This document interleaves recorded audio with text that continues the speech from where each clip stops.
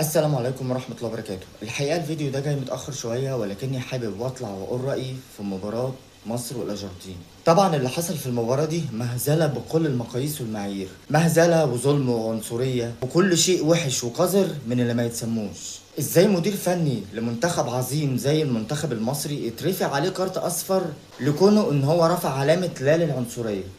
ازاي يبقى في هدف المنتخب المصري سجله والحكم يلغيه لحجة ان في خطأ حصل؟ فالحقيقة كل الشكر والتقدير والاحترام للكابتن حسام حسن، وكل الشكر والتقدير والاحترام لكل لاعيبة المنتخب، محمد هاني، مرموش، محمد صلاح، تريزيجيه. بصراحة أديتوا واجبكم على أكمل وجه ولعبتم كويس جدا. والكابتن حسام حسن طبعا ليه تاريخ كبير وخبرة كبيرة مش محتاجين نتكلم عنها لأن هو غني عن التعريف.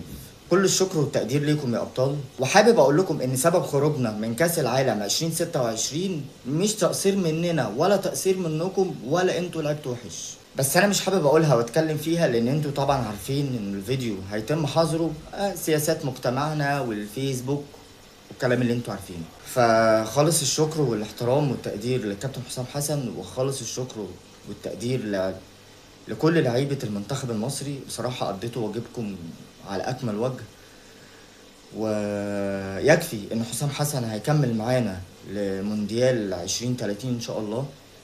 أنا حابب أشكر الكابتن حسام حسن، وحابب أشكر كل لعيبة المنتخب، وبالتوفيق لكم إن شاء الله، وربنا يوفقكم.